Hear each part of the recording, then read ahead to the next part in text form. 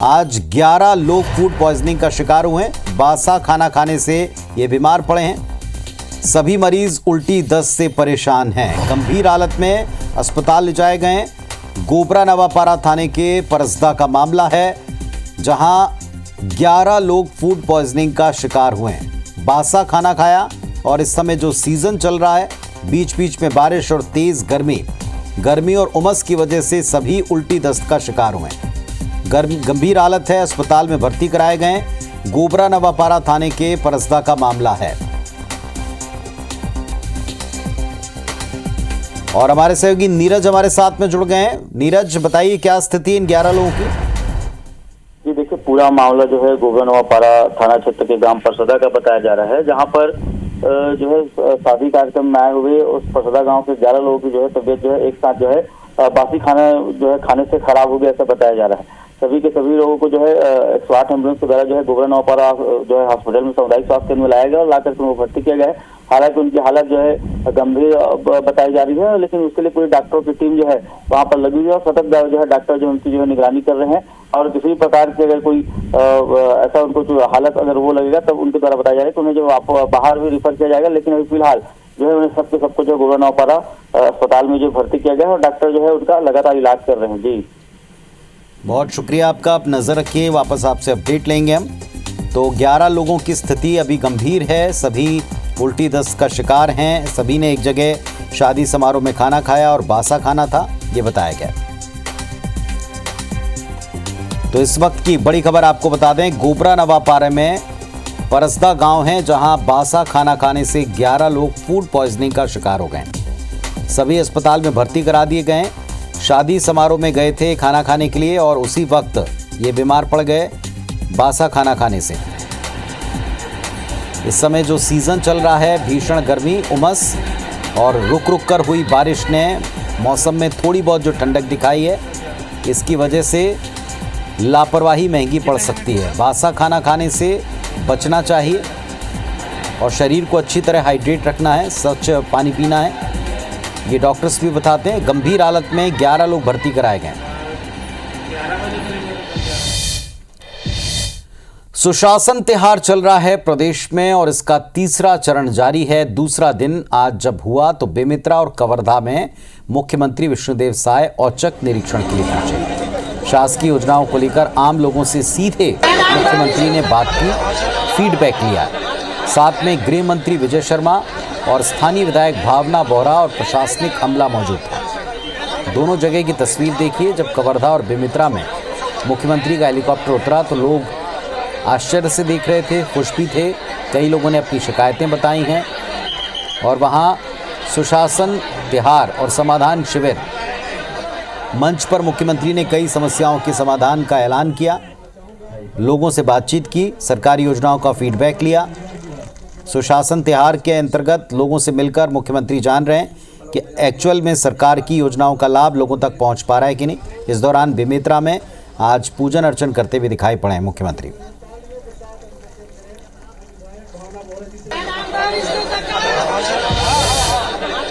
इधर रायपुर जिले में भारतमाला परियोजना से जुड़े करोड़ों के मुआवजा घोटाले में एक और परत IBS24 के खुलासे से हो रही है। अधिकारियों ने गोपनीय सूचना लीक करके फर्जीवाड़ा शुरू किया। कुछ परिवारों को 200 करोड़ रुपए का लाभ दिलवा दिया। अब जाहिर है कि 200 करोड़ का लाभ अगर कुछ परिवारों को दिलवाया तो एवज में मोटी रकम खुद भी खाई। निलंबित 6 अधिकारियों के पहले भी पदस्थ तत्कालीन SDM सूरत साहू और जगन्नाथ वर्मा ने एक बड़ा फर्जीवाड़ा किया था। केंद्र सरकार ने जमीन अधिग्रहण करने 30 जनवरी 2020 को अधिसूचना जारी की, जबकि अधिकारियों ने सातपारा गांव के खसरा नंबर 1698 की जमीन का नामांतरण ठीक 2 महीने पहले 11 नवंबर 2019 को किया। जमीन के 40 टुकड़े किए और भारत सरकार के नाम पर उसको नामांतरित कर दिया। जमीन मालिक बबीता अग्रवाल, प्रमोद अग्रवाल, मंजू कमल किशोर अग्रवाल को अब तक लगभग 30 करोड़ रुपए मुआवजा मिलने का खुलासा हुआ है और इसी अग्रवाल परिवार को नायक बांधा और टोकरों में करोड़ों रुपए का नामांतरण घोटाला भी हुआ। दूसरी तरफ मनप्रीत खनूजा ने बिरौदा में खसरा नंबर 409 को खरीदा और ज्यादा मुआवजा पाने के लिए इसके 20 अलग अलग टुकड़े किए। तो मोटे तौर पर दो तरह से घपला हुआ। अधिकारियों ने उसी जमीन को चुना इस पूरे प्रोजेक्ट के तहत जो कुछ परिवारों के नाम पर दर्ज थे। परिवारों को इसकी सूचना पहले से दे दी गई, उनके नामांतरण करवाए गए। एक बड़े भूखंड को कई कई टुकड़ों में बांटकर मुआवजे का खेल खेला।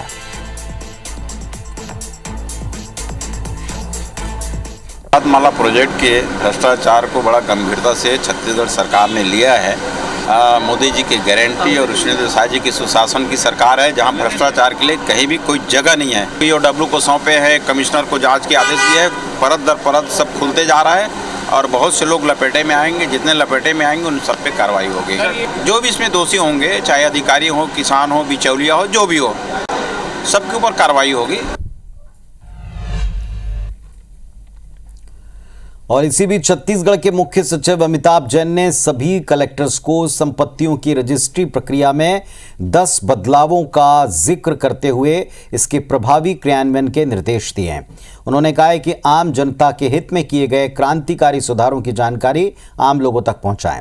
मुख्य सचिव ने कहा है कि पंजीयन विभाग की 10 जन उपयोगी पहलुओं का उद्देश्य संपत्ति पंजीयन प्रक्रिया को अधिक पारदर्शी, सरल, डिजिटल और नागरिक केंद्रित बनाना है।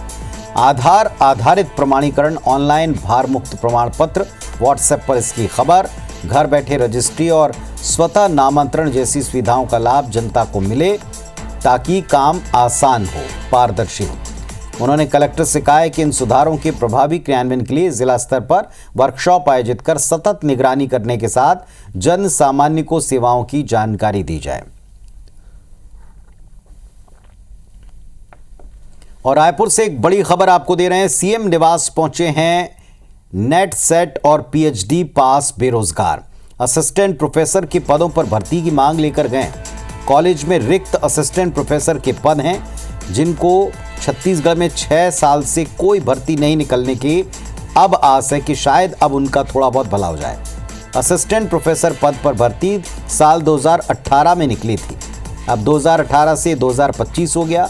असिस्टेंट प्रोफेसर के पद पर कोई भर्ती नहीं निकली, जबकि वैकेंसीज खाली हैं। सैकड़ों अभ्यर्थियों की उम्र पार होने वाली है और ये उनकी सबसे बड़ी फिक्र है कि जिस परीक्षा को देने के लिए उन्होंने इतनी पढ़ाई लिखाई तैयारी करके रखी है वो बीते 7 साल से निकली ही नहीं। और ऐसी परिस्थिति में वे ओवर एज हो जाएंगे, उनका ये अवसर चला जाएगा और इसी की गुहार लेकर पहुंचे मिलने।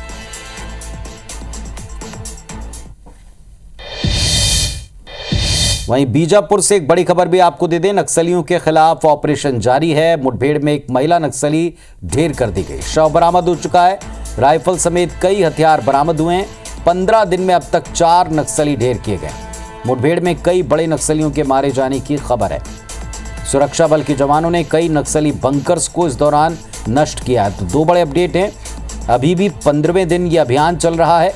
जवानों की संख्या बढ़ी है। इस ऑपरेशन को जो कर रहे हैं, जवान रिप्लेस हो रहे हैं लेकिन हटे नहीं हैं, अभी भी इस पहाड़ी की चोटी की तरफ बढ़ रहे हैं। इस पूरे इलाके को सैनिटाइज किया जा रहा है। कई बड़े नक्सल लीडर्स भागे हैं यहाँ से। बताया गया कि तेलंगाना की सीमा पर उन्होंने सरेंडर भी किया कुछ ने जाकर। इसका डिटेल भी आपको बताएंगे। एक महिला नक्सली ढेर हुई है, शव मिल चुका है। तो इन 15 दिन के भीतर 4 नक्सली हैं जिनको ढेर किया गया है इसी मुठभेड़ में। और अभी 24 घंटे के भीतर जो सर्च किया गया, एक महिला नक्सली का शव मिला है। इधर छत्तीसगढ़ तेलंगाना सीमा पर नक्सली सरेंडर करने पहुंचे। 14 नक्सलियों ने तेलंगाना के कोत्तागुड़म एसपी के सामने सरेंडर कर दिया। तो पुलिस अधीक्षक के सामने तेलंगाना जाकर सरेंडर किया है। ये सीमावर्ती इलाके में मुठभेड़ का ही असर माना जाएगा। तेलंगाना के कोत्तागुड़म में 14 नक्सलियों ने आत्मसमर्पण किया है। कोत्तागुड़म एसपी ने उन्हें पुनर्वास नीति के लाभ की जानकारी दी है। 14 नक्सली हैं जो अब मुख्यधारा में शामिल हो गए।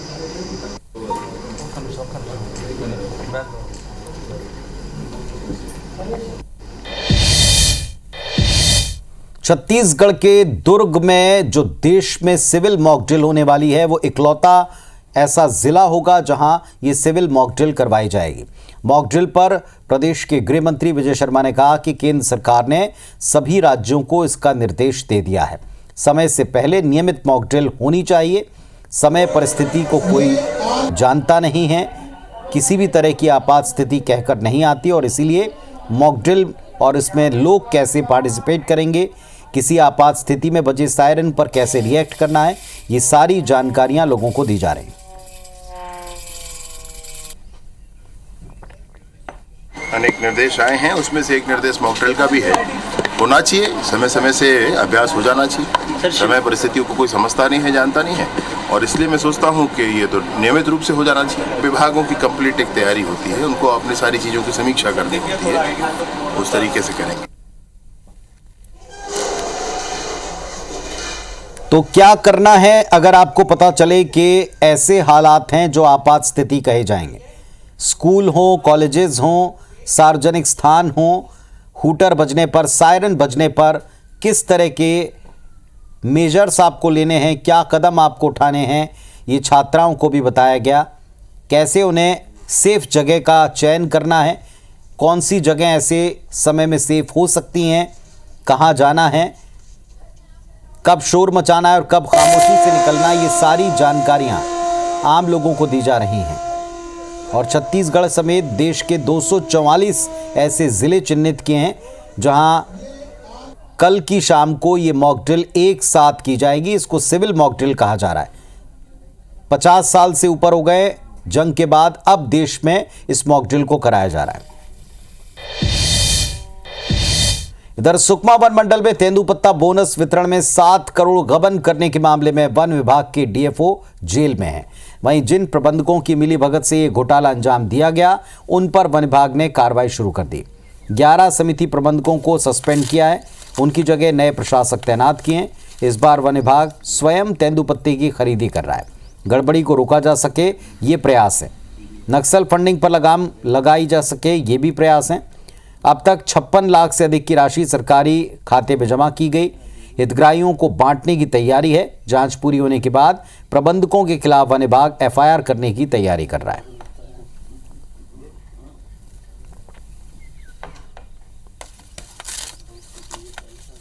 जांच टीम गठित किया, जो जा करके जांचने के पश्चात उसमें ये जो बोनस वितरण में धांधली की गई है और ये इसका जो है आरोप सत्य पाया गया, जिसके विरुद्ध नियमानुसार कार्रवाई करते हुए 11 समितियों के जो प्रबंधक हैं उनको निलंबन की कार्रवाई की गई और उसके बाद अभी बर्खास्त किया गया है।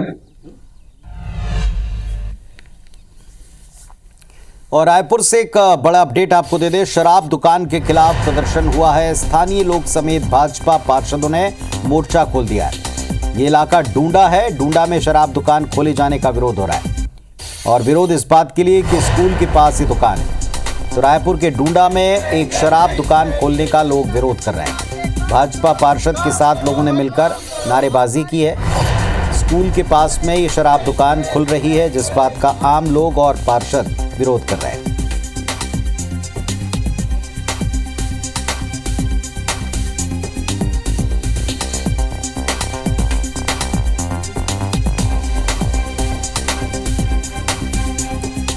तो तस्वीरें आप देख पा रहे हैं, स्कूल के पास शराब दुकान खोलने का विरोध किया जा रहा है। रायपुर का स्थानीय लोगों का विरोध आप देख रहे हैं टीवी स्क्रीन के ऊपर। स्कूल के नजदीक ही शराब की दुकान डूंडा में खोली जा रही है और डूंडा में शराब दुकान खोलने का लोगों ने विरोध किया है। स्थानीय पार्षद भी उनके साथ में हैं।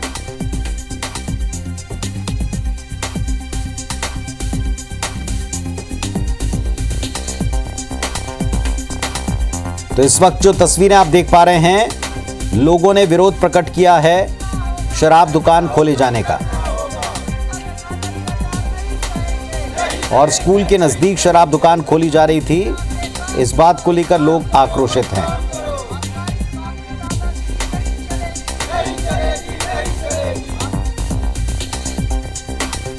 और सीधे रुख करेंगे हमारे सहयोगी संदीप शुक्ला का। संदीप, आम लोगों का विरोध हम देख रहे हैं, दिखा रहे हैं, क्या पहले अधिकारियों को बताया नहीं गया? ये दुकान खुल रही है, इसका विरोध पहले भी लोगों ने किया होगा, आज ये स्थिति निर्मित क्यों हुई?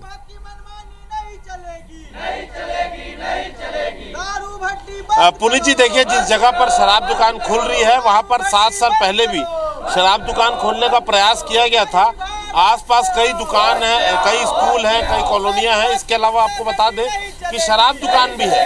तो इनका यही विरोध है कि यहाँ से दुकान हटाई जाए। इसलिए हम सीधे इनसे ही बात करेंगे। स्थानीय पार्षद भी हैं और सबसे बड़ी बात कि भाजपा सरकार के लोग ही हैं, भाजपा सरकार के लोग हैं, इसलिए अपनी सरकार से ही मांग कर रहे हैं कि शराब दुकान हटाएं।